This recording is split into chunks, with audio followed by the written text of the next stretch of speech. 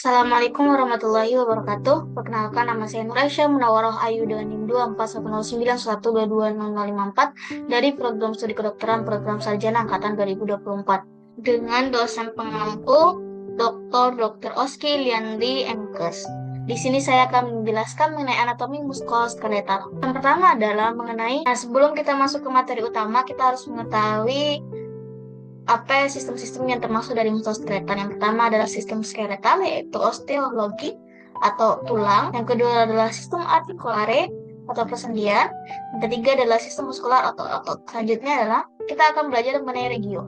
Regio atau wilayah ada pada tubuh kita dibagi menjadi beberapa. Yang pertama adalah regio kaput, kepala, terletak pada kepala. Yang kedua adalah regio kolom, pada leher.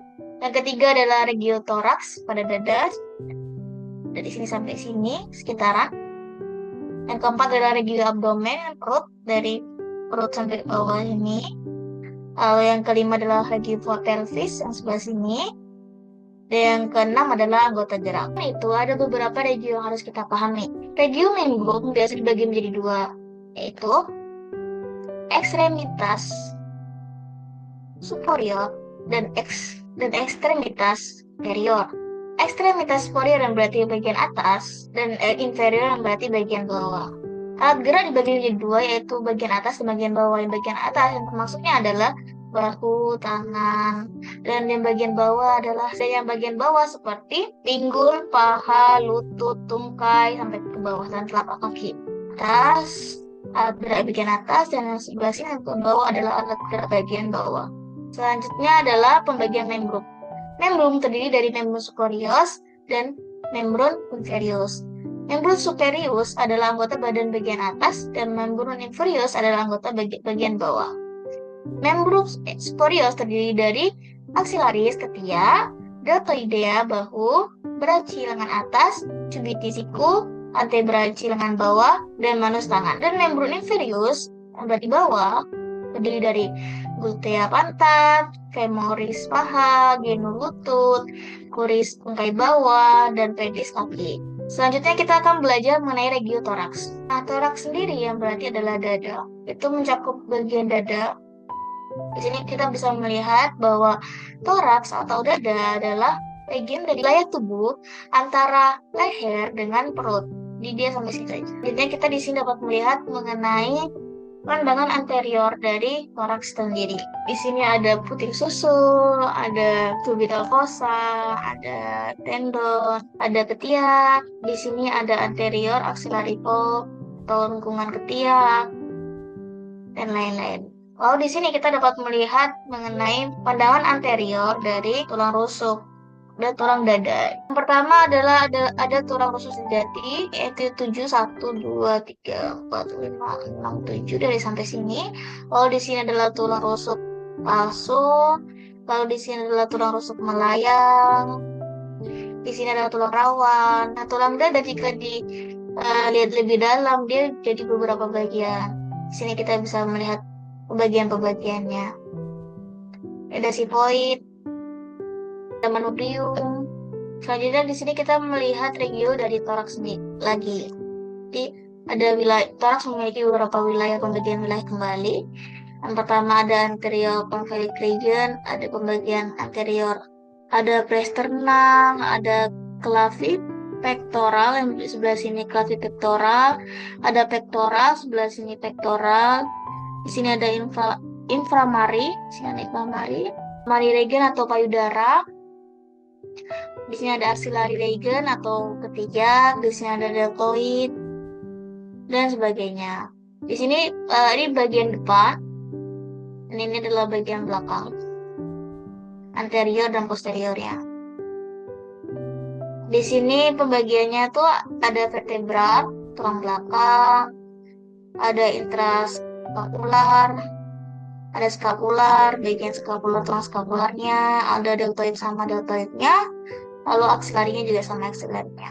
Selanjutnya di sini ada pembagian Mediastinum adalah rongga di antara paru-paru kanan dan kiri yang berisi jantung, aorta, arteri besar, pembuluh darah vena besar, trakea, kelenjar timus, saraf, jaringan ikat, kelenjar getah bening, dan salurannya.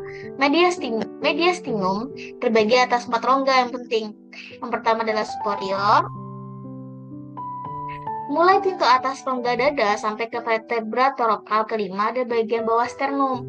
Yang kedua adalah mediastinum anterior. Mediastinum anterior dari garis batas mediastinum superior ke diafragma di depan jantung. Yang ketiga adalah posterior dari garis batas mediastinum superior ke diafragma di belakang jantung. Dan yang terakhir adalah mediastinum medial tengah dari garis batas mediastinum superior ke diafragma di antara mediastinum anterior dan posterior. Ini adalah penampakan mediastinum dari sebelah kiri dan dari sebelah kanan. Setelah paru-parunya dihilangkan. Jadi sebenarnya di sini ada paru-paru, tapi kalau waktu ini kita harus melihat tanpa paru-paru. Jadi di sini yang dibagi menjadi beberapa kan, ada banyak sekali strukturnya seperti saraf-saraf, lalu arteri-arteri, vena-vena, budara vena, jantung, lalu ada. Jadi di sini kita juga dapat melihat dinding toraks. Dinding toraks itu berupa tulang dan otot-otot yang mengikuti irama respirasi. Jadi di sini ini disebut dinding toraks. Sedangkan yang di dalamnya disebut mediastinum. Nah, di sini adalah bagian anatomi struktural dari mediastinum. Yang pertama ada superior, itu ada timus, kelenjar timus, ada pembuluh darah, vena brachiosphalic, ada vena cava superior, dan lain-lain. Ada trakea, ada esophagus. Ini terletak di pos superior. Sedangkan inferior dibagi menjadi beberapa lagi. Yang pertama ada anterior, itu yang termasuknya adalah arteri dan vena dari torak bagian dalam sama kelenjar timus. Dan yang kedua adalah middle atau tengah mediastinum yang tengah. Dan yang terakhir adalah posterior mediastinum. Nah, selanjutnya di sini adalah membran superfiosis. Membran superfiosis itu adalah extremitas superior yang atas. Superior itu berarti atas. Yang terdiri dari cingulum membran superioris dan pars libera membran superioris. Jadi bedanya adalah cingulum membran superioris adalah bagian ekstremitas superior yang menempel dengan badan atau axial skeleton, sedangkan pars libera membran superioris adalah bagian ekstremitas superior yang bebas bergerak atau appendicular skeleton. Selanjutnya di sini adalah layer dari dinding toraks. Kalau kita melihat lagi tadi kan seperti ini. Nah, kalau ini yang kita tarik, ini kan dinding itu maksud dari yang tulang atau otot yang mengelilingi rongga mediastinum tadi. Kalau kita tarik lagi, dia menjadi beberapa layer. Yang pertama ini adalah dermis atau kulit, adalah interkostal, otot interkostal. Lalu di sini ini adalah ototnya, serratus anterior. Di sini ada tulang rusuk. Di sini ada endotrakic fascia.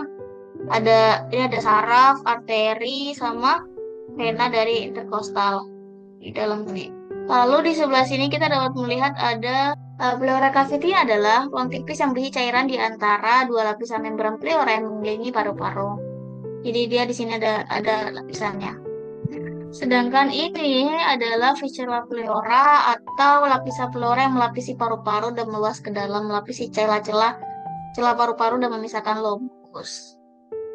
Lalu di sini ini adalah paru-parunya. Jadi yang kita lihat adalah paru-parunya, gambaran dari paru-paru. Selanjutnya di sini adalah vaskularisasi. Vaskularisasi yang termasuk ekstremitas superior adalah vaskularisasi untuk regio scapularis bahu, regio branchiis lengan atas, dan regio antebranchi lengan bawah, dan manus tangan. Di bagian kalau superiornya, maka dia mengalirkan darah yang ke bahu, ke lengan atas, lengan bawah, dan tangan. Selanjutnya ada inervasi. Inervasi adalah merujuk pada penyampaian sinyal atau impuls saraf ke seluruh tubuh. Ini berarti inervasi bertanggung jawab atas pengoperasian setiap organ, jaringan, dan sel dalam tubuh kita. Proses inervasi dibagi menjadi dua, yaitu yang pertama impuls saraf dikirim ke otak melalui sumsum tulang belakang ke saraf perifer. Yang kedua adalah impuls saraf tersebut sampai ke organ atau jaringan yang tuju lalu menyebabkan respon atau reaksi tertentu. Jadi di sini adalah sistem saraf pusat. Ada otak dan korda spinalis. Lalu di sini, pertama ada rangsangan sensorik. Rangsangan visceral ini masuk ke divisi aferen, dia masuk ke sistem saraf pusat dari perifer. Nah, di sini keluaran dari sistem saraf pusat ke perifer ke divisi eferen. Di divisi eferen ini ada divisi somatik sama otonom. Jadi otonom sama somatik. Nah, kalau yang misalnya dia somatik, maka dia masuk ke neuromotorik dan dia ke otot rangka. Sedangkan kalau misalnya dia yang divisi otonom, maka dia masuk ke sistem saraf simpatis, sistem saraf parasimpatis. Nah, sistem saraf pusat adalah bagian dari sistem saraf yang terdiri dari otak dan sumsum tulang belakang. Nah, sistem saraf tepi itu dibagi menjadi dua, yaitu sistem saraf somatik dan sistem saraf otonom. Sistem saraf somatik mengendalikan gerakan yang dilakukan secara sadar, sedangkan sistem saraf otonom melakukan gerakan yang secara tidak sadar. Somatik yang berarti mengendalikan gerakan sukarela. Contohnya, sistem saraf somatik adalah termasuk dalam sistem motorik yang berhubungan dengan saraf ke otot rangka. Jadi ini secara sadar, sedangkan sistem saraf otonom itu tidak secara sadar. Nah, perbedaan antara sistem saraf simpatis dan sistem saraf parasimpatis dari sistem saraf otonom adalah sistem saraf simpatis bekerja saat tubuh merespons stres, sedangkan sistem saraf parasimpatis bekerja saat tubuh beristirahat dan mencerna. Contohnya adalah seperti sistem saraf simpatis seperti meningkatkan detak jantung, mengencangkan otot, merangsang pelebaran pupil mata, mengatur respon lawan atau lari, mengatur diameter pupil, mengatur motilitas usus, dan mengatur keluaran kulit. Sedangkan sistem saraf parasimpatis itu seperti menurunkan detak jantung, melepaskan otot-otot tubuh, menyempitkan pupil mata, mengatur respon istirahat dan cerna, mengatur fungsi normal organ dalam sehari-hari, mengatur pencernaan dan buang air kecil, dan mengatur ereksi penis. Nah, kalau rangsangan di saluran cerna, dia akan masuk sistem saraf enterik dan hanya organ cerna saja nih, khusus organ cerna. Cukup sekian yang bisa saya sampaikan. Terima kasih telah menyaksikan. Wassalamualaikum warahmatullahi wabarakatuh.